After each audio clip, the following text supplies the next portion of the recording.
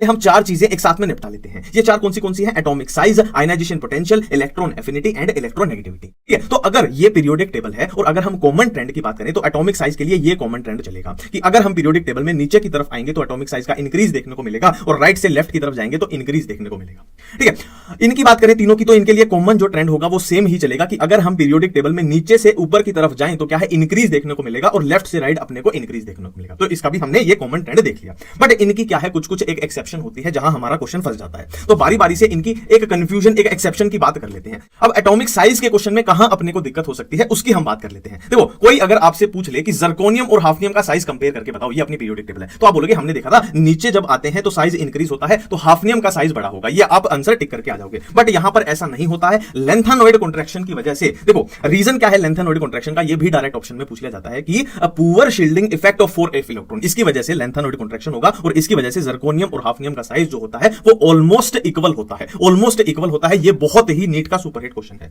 ठीक है, तो एटॉमिक साइज की ये हमने कंफ्यूजन यहां पे दूर कर ली। अब आयनाइजेशन पोटेंशियल में क्या कंफ्यूजन, क्या दिक्कत अपने को हो सकती है? देखो, अगर आपसे पूछ लिया जाए कि आयनाइजेशन पोटेंशियल का ऑर्डर बताओ, ये अपना डायरेक्ट आपके सामने पीरियड लिख दिया है कि आप बोलोगे कि अगर हम, आप क्या बोलोगे फिर, अगर हम इस डायरेक्शन में जाते हैं तो आयनाइजेशन पोटेंशियल इंक्रीज होता है, तो आप ये ऑर्डर सिंपली लगा के आ जाओगे। बट यहां पर होता क्या है, यहां पर होता क्या है, देखो ये बेरिलियम जो है S2 है यानी फुल्ली फिल्ड ऑर्बिटल है और ये नाइट्रोजन का P3 यानी हाफ फिल्ड ऑर्बिटल है। तो हमें पता है fully filled orbital and half filled orbital क्या होते हैं, स्टेबल होते हैं। तो आयनाइजेशन पोटेंशियल में हमें इलेक्ट्रॉन निकालना है, तो इनकी कॉन्फ़िगरेशन बहुत स्टेबल है, तो इनसे इलेक्ट्रॉन निकालना थोड़ा मुश्किल हो जाएगा। मुश्किल हो जाएगा तो करना क्या है, याद अपने को क्या रखना है कि इनको एक स्टेप जंप करा देना है कि बेरिलियम एक स्टेप जंप करके बोरोन से आगे निकल जाएगा, नाइट्रोजन एक स्टेप जंप करके ऑक्सीजन से आगे निकल जाएगा। याद रखना सिर्फ एक ही स्टेप जंप कराना है, तो ये अपना ऑर्डर बनके आ जाएगा कि बेरिलियम बोरोन और कार्बन के बीच में आ गया और नाइट्रोजन क्या है, ऑक्सीजन और फ्लोरीन के बीच में आ जाएगा। तो ये अपना आयनाइजेशन पोटेंशियल का ऑर्डर बनके तैयार हो गया है। ठीक है, नेक्स्ट कहां कंफ्यूजन हो सकती है, इलेक्ट्रॉन एफिनिटी में कहां पर कंफ्यूजन हो सकती है वो भी हम देख लेते हैं। देखो, इलेक्ट्रॉन एफिनिटी में अगर आपको बोल दे इनका ऑर्डर लगाओ, है ना, ये आपको ग्रुप्स दे दिया, इनका ऑर्डर लगाओ, तो आप बोलोगे बहुत सिंपल है कि ऊपर जाने पे इलेक्ट्रॉन एफिनिटी का इंक्रीज हो रहा था और आप ये ऑर्डर लगा।